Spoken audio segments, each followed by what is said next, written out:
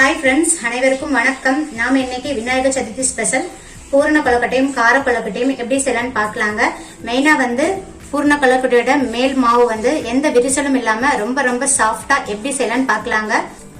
இந்த வீடியோ உங்களுக்கு ரொம்ப யூஸ்ஃபுல்லா இருக்குங்க. வாங்க வீடியோக்குள்ள போலாம். பூர்ண கொழுக்கட்டை செய்யறதுக்கு ஃபர்ஸ்ட் நம்ம பூர்ணம் ரெடி பண்ணிடலாங்க. கடாய் எடுத்துக்கோங்க. கடாயில ஆயில் எதுவும் ஊத்த வேண்டாம். நான் இந்த ஸ்பூன்ல 3 ஸ்பூன் வெள்ளை எள்ளு எடுத்திருக்கீங்க. நீங்க கருப்பு எள்ளு வேணாலும் எடுத்துக்கலாம். கருப்பு எள்ளு கொஞ்சம் கசப்பு தன்மை கொடுக்கும், அதனால நான் அதை எடுக்கல, ஒயிட் எள்ளு எடுத்திருக்கேன். பட் கருப்பு எள்ளு தான் ரொம்ப சத்துக்கள் நிறைஞ்சிருக்கு. நீங்க எந்த எள்ளு வேணாலும் எடுத்துக்கலாங்க. அதை நம்ம இதில் ஆட் பண்ணிடலாம். ஃப்ளேம் சிம்ல தாங்க இருக்கணும், ஏன்னா இல்லைன்னா எள்ளு சட்டுன்னு கருகிரும். எள்ளு நிறைய தூசி கல்லு மண்ணெல்லாம் இருக்குங்க. ஸோ நல்லா கிளீன் பண்ணிட்டு சேர்த்துக்கோங்க. எள்ளுல செய்த பதார்த்தம் விநாயகருக்கு படைக்கிறது ரொம்ப சிறப்புங்க. பாருங்க, இப்படி டப்பு டப்புன்னு வெடிக்கும். இந்த ஸ்டேஜில் நம்ம எடுத்துடலாங்க. மிக்சி ஜார் எடுத்துக்கோங்க. மிக்சி ஜார்ல நான் வறுத்து ஆற வச்ச எள்ளை சேர்த்துட்டேங்க. அதுக்கப்புறம் 1/4 கப்பு பொட்டுக்கடலை சேர்த்திருக்கீங்க. இந்த பொட்டுக்கடலை நல்ல ஃப்ரெஷ்ஷான பொட்டுக்கடலை எடுத்துக்கோங்க. கொஞ்சம் நமத்து போன மாதிரி இருந்துச்சுன்னா கடாயில 1 நிமிஷத்துக்கு நல்லா ட்ரை ரோஸ்ட் பண்ணிட்டு அதுக்கப்புறம் சேர்த்துக்கோங்க. அப்பதான் நல்லா இருக்கும். இதுலயே நீங்க 3 ஏலக்காயும் சேர்த்து அரைச்சிக்கோங்க. நான் ஏலக்காய் பவுடர் வச்சிருக்கிறதுனால நான் ஏலக்காய் சேர்க்கலங்க. இப்ப நான் அரைச்சிட்டு காமிக்கிறேன். கோர்ஸா தாங்க அரைக்கணும்.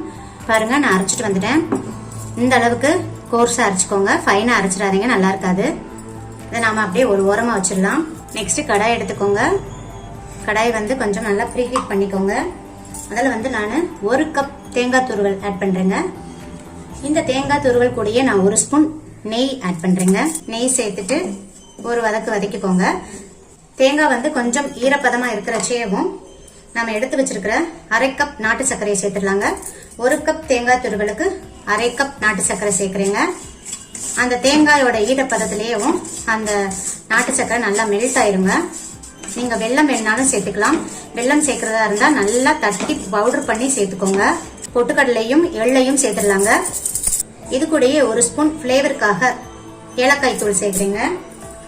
தேங்காயில இருக்கிற ஈரப்பதத்துக்கேவும் நல்லா அந்த வெல்லம் எல்லாம் நல்லா மெல்ட் ஆகி நமக்கு இப்படி கிடைக்குங்க. அவ்வளவுதான். இப்ப ஸ்டவ் ஆஃப் பண்ணிடலாம். 1 கப் தேங்காய் துருவல் நல்ல பச்சை தேங்காய் துருவலா இருக்கணுங்க. பாருங்க, பூர்ணம் ஒரு பிளேட்டுக்கு ட்ரான்ஸ்ஃபர் பண்ணிட்டேன். இப்ப இது கை பொறுக்கிற சூட்ல இருக்கு. இதை நம்ம இப்படி உருண்டை பிடிச்சு வச்சிடலாங்க. அப்பதான் கொழுக்கட்டையில நம்ம உள்ள ஸ்டஃப் பண்றதுக்கு நமக்கு ஈஸியா இருக்கும். பாருங்க, இது மாதிரி எல்லா உருண்டைகளையும் உருட்டி வச்சிருங்க. கொழுக்கட்டைக்கான மேல் மாவு ரெடி பண்ணிடலாங்க. ஃபர்ஸ்ட் இந்த மாதிரி ஒரு பிளேட் எடுத்துக்கோங்க. அதுல 2 டிராப் நெய் ஊத்தி இந்த மாதிரி கிரீஸ் பண்ணி வச்சுக்கோங்க. அடி கனமான கடாய் எடுத்துக்கோங்க. அப்படி இல்லைன்னா இந்த மாதிரி நான்ஸ்டிக் கடாய் எடுத்துக்கோங்க. 1/4 கப்பு தண்ணி ஊத்துறீங்க. நார்மல் வாட்டர் தான் ஆட் பண்றேன். எந்த கப்ல நீங்க அரிசி மாவு அளக்குறீங்களோ அதே கப்ல 1/4 கப்பு. தேவையான அளவு சால்ட் சேர்க்கறீங்க. அதிகம் சேர்க்க வேண்டாம். 2 ஸ்பூன் நெய் சேர்க்கறீங்க. நெய் அல்லது கோகனட் ஆயில் கூட நீங்க சேர்த்துக்கலாம். இல்லாட்டி நல்லெண்ணெய் கூட நீங்க சேர்த்துக்கலாங்க. நல்லாதான் இருக்கும். நான் இன்னைக்கு 1 கப் பச்சரிசி மாவு எடுத்திருக்கேங்க. கடையில வாங்கின ரெடிமேட் கொழுக்கட்டை மாவு தான் எடுத்திருக்கேன். நீங்க வீட்டுல செஞ்ச பச்சரிசி மாவா இருந்தாலும் பரவாயில்ல, இல்ல கடையில வாங்கின சாதாரண பச்சரிசி மாவா இருந்தாலும் பரவாயில்லைங்க. இதே மெத்தடை ஃபாலோ பண்ணி செஞ்சு பாருங்க. ஃபர்ஸ்ட் இந்த பச்சரிசி மாவை ஒரு கடாயில எண்ணெய் எதுவும் ஊத்தாம 1 நிமிஷத்துக்கு வறுத்து எடுத்துக்கோங்க. கலர் சேஞ்ச் ஆயிடக்கூடாது. ஸோ சிம்ல வச்சுட்டு, ஃபிளேம் ஃபுல்லா சிம்ல தாங்க இருக்கணும். சிம்ல வச்சுட்டு கை பொறுக்கிற சூடு வரவும் இதை எடுத்துடலாங்க. எடுத்துட்டு இந்த மாதிரி ஆற வச்சு ஒரு கப்ல எடுத்து வச்சுக்கோங்க. இப்ப தண்ணி கொதிக்கட்டும். பாருங்க, தண்ணி இந்த அளவுக்கு நல்லா கொதிக்கணுங்க. இப்ப ஃபிளேமை சிம்ல வச்சுட்டு கொஞ்சம் கொஞ்சமா சேர்த்து மிக்ஸ் பண்ணிக்கோங்க. ஒரேடியா சேர்த்துறாதீங்க, கொஞ்சம் கொஞ்சமா மிக்ஸ் பண்ணிக்கோங்க, இல்லாட்டி கட்டி விழுந்துரும். ஃபிளேம் சிம்ல வச்சிருங்க. நல்லா கைவிடாம மிக்ஸ் பண்ணிக்கோங்க. மிக்ஸ் பண்ணி விட்டுருங்க. நல்லா இப்படி கரண்டியை வச்சு நல்லா மிக்ஸ் பண்ணி விட்டுருங்க. இப்ப ஸ்டவ் ஆஃப் பண்ணிருங்க. இதை நம்ம டக்குன்னு ஒரு பிளேட்டுக்கு மாத்திடலாங்க. நம்ம கொஞ்சமா எண்ணெய் தடவை வச்சிருக்கோம் பாத்தீங்களா, அந்த பிளேட்டுக்கு ட்ரான்ஸ்ஃபர் பண்ணிருங்க. இதுலயே வச்சிருந்தீங்கன்னா மாவுல அடிப்புறத்துல எல்லாம் ஒரு மாதிரி ட்ரையான மாதிரி ஆயிரும். பாருங்க, இப்படி எடுத்து பார்த்தா நல்லா நமக்கு உருட்டுற பதம் இருக்கணும். இதுதான் கரெக்டான பதம்.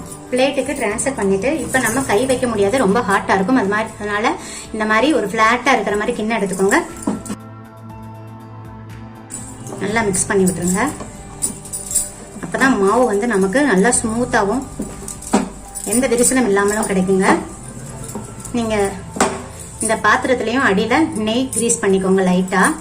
இப்ப கை பொறுக்கிற சூட்ல இருக்கு. நல்லா சப்பாத்தி மாவு பிணையிற மாதிரி பிணைஞ்சிருங்க. கையில மேக்சிமம் ஒட்டாது. ஒட்டுற மாதிரி இருந்துச்சுன்னா லைட்டாக தேங்காய் எண்ணெய் அல்லது நெய் கிரீஸ் பண்ணிக்கோங்க.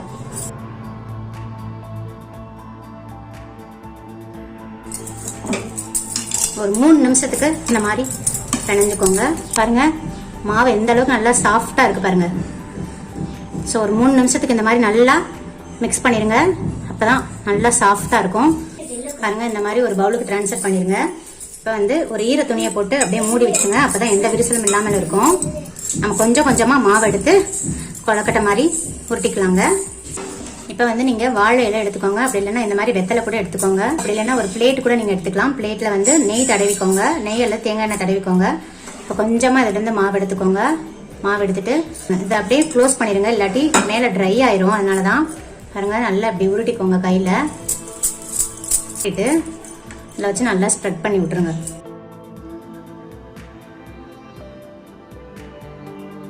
நம்ம செஞ்சு வச்சிருக்கோம் பாத்தீங்களா பூரணத்தை, அதில் இதில் வச்சிருங்க. வச்சுட்டு இப்படி நல்லா மடக்கி விட்டுருங்க. எடுத்தோம்னா அழகா ஒரு ஷேப் வருங்க. நல்லா சீல் பண்ணிருங்க. பாருங்க இப்படி நல்லா சீல் பண்ணிருங்க. வெளிப்புறம் எடுக்கிற மாவு வந்து கொஞ்சம் கம்மியாவே எடுத்துக்கோங்க. நல்லா உருட்டிட்டு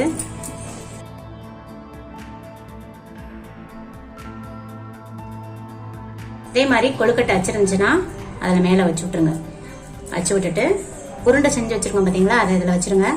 வச்சுட்டு அப்படியே க்ளோஸ் பண்ணிடுங்க. க்ளோஸ் பண்ணி நல்லா ப்ரெஸ் பண்ணி விட்டுருங்க. எக்ஸ்ட்ரா இருக்கிற மாவெல்லாம் இப்படி எடுத்து விட்டுடலாம். கொழுக்கட்டை மோல்டுலையும் நெய் அல்லது கோகனட் ஆயில ஸ்ப்ரெட் பண்ணிக்கோங்க. இல்லை நல்லெண்ணெய் கூட நல்லா இப்படி கிரீஸ் பண்ணிக்கோங்க. அப்பதான் ஈஸியா எடுக்க வரும். பாருங்க அழகா ஒரு ஷேப் கிடைக்கும். டைப்ல கூட செய்யலாங்க. நல்லா கையில உருட்டிக்கோங்க. கையில எண்ணெய் தடவிக்கோங்க. எண்ணெய் தடவிட்டு நல்லா கையிலேயே கூட நீங்க உருட்டிடலாங்க. உருட்டிட்டு நல்லா சொப்பு மாதிரி செஞ்சிடலாம். இந்த மாதிரி நல்லா ஈஸியா உருட்ட வரும். ஏன்னா மாவு கொஞ்சம் கூட விரிசல் விடாதுங்க. பாருங்க நீங்களே தான் பாக்குறீங்க. இலை வேண்டாம்னாலும் இல்ல பிளேட் வேண்டாம்னாலும் நீங்க கையிலேயே கூட இப்படி அழகா செஞ்சிடலாங்க. பாருங்க எவ்வளவு அழகா சொப்பு மாதிரி வந்திருக்குன்னு. கொஞ்சம் கூட விரிசல் இல்லை பாருங்க. ஸோ அந்த அளவுக்கு நம்ம மாவு பிணைஞ்சிருக்கோம். இதுல வந்து நம்ம எடுத்த பூரண உருண்டையை வச்சிடலாங்க.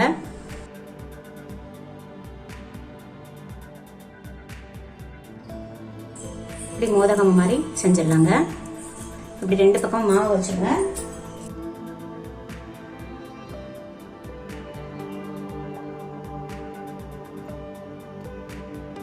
பாருங்க எல்லா மாவையும் நம்ம கொழுக்கட்டை மாதிரி செஞ்சாச்சு.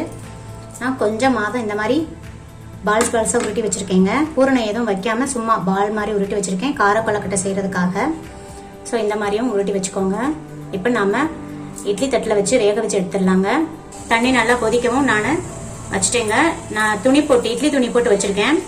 நீங்க வந்து வாழை இலை கிடைச்சாலும் அதில் வச்சுக்கோங்க. எனக்கு இன்னைக்கு வாழை இலை கிடைக்கல. வாழை இலையில வேக வச்சீங்கன்னா அதோட ஸ்மெல்லே அருமையா இருக்கும். மீடியம் டு ஹை ஃபிளேம்ல வச்சு 5 நிமிஷத்துக்கு வேக வச்சு எடுத்தா போதுங்க. 5 நிமிஷத்துக்கு மேல வேண்டாம். 5 நிமிஷத்துக்கு மேல வேக விட்டீங்கன்னா ரப்பர் மாதிரி ஆயிரும். ஏற்கனவே நம்ம மாவு வந்து வேக வச்சுதான் நம்ம உருண்டை பிடிச்சிருக்கோம். அதனாலதான் பாருங்க இப்ப 5 நிமிஷம் ஆயிடுச்சு. நம்ம ஓபன் பண்ணிடலாம். அவ்வளவுதான். அதுக்கு மேல வேண்டாம். ஸ்டவ் ஆஃப் பண்ணிருங்க. வந்து நம்ம கார கொழுக்கட்டையை தாளிச்சிடலாம். அதுக்கு வந்து ஒரு கடாய் எடுத்துக்கோங்க. கடாயில 2 ஸ்பூன் ஆயில் ஆட் பண்ணிக்கோங்க. நான் கோகனட் ஆயில் ஆட் பண்றேன். நீங்க எந்த குக்கிங் ஆயிலா இருந்தாலும் ஆட் பண்ணிக்கலாம். இப்ப 1 ஸ்பூன் கடுகு, 1 ஸ்பூன் உளுந்து சேர்க்கிறேங்க. உளுந்து நல்லா சிவந்துருச்சு. இப்ப 1 ஸ்பூன் சீரகம் சேர்க்கிறேங்க. 2 மிளகாய் வத்தல் சேர்க்கிறேன். கொஞ்சமா கருவேப்பிலை வாஷ் பண்ணிட்டு சேர்த்துக்கோங்க.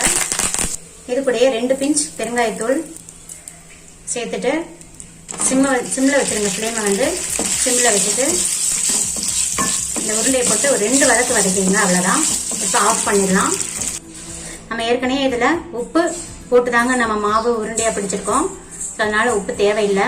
பாருங்க ஃபைனலா நம்மளோட கொழுக்கட்டை எல்லாம் ரெடி ஆயிடுச்சு. எவ்வளவு நேரம் ஆனாலும் நல்லா சாஃப்டா இருக்கும். பாருங்க எவ்வளவு சாஃப்டா இருக்குன்றத நான் இதுலயே காமிக்கிறேன். பாருங்க எவ்வளவு நல்லா சாஃப்டா இருக்கு. பாருங்க பாருங்க எவ்வளவு அழகா சாஃப்டா வந்துருக்கு. பாருங்க நல்லா சாஃப்டா இருக்குங்க. நீங்க ட்ரை பண்ணி பாருங்க. ட்ரை பண்ணி பார்த்துட்டு எப்படி இருக்குன்னு சொல்லுங்க. இந்த கார கொழுக்கட்டையில வந்து நீங்க லாஸ்டா 2 பிஞ்ச் வந்து இட்லி பொடி தூவிடுங்க. இட்லி பொடி தூவிட்டு நல்லா மிக்ஸ் பண்ணிருங்க. ரொம்ப டேஸ்டா நல்லா இருக்கும்.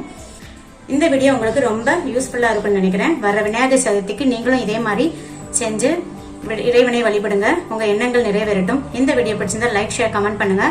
மறக்காம சப்ஸ்கிரைப் பண்ணுங்க. பக்கத்துல இருக்க பெல் ஐகானையும் கிளிக் பண்ண மறந்துடாதீங்க. அப்பதான் டெய்லி அப்லோட் பண்ற புத்தம்புது வீடியோக்கள் உங்களை உடனுக்குடன் வந்து சேரும். தேங்க்யூ. தேங்க்ஸ் ஃபார் வாட்சிங்.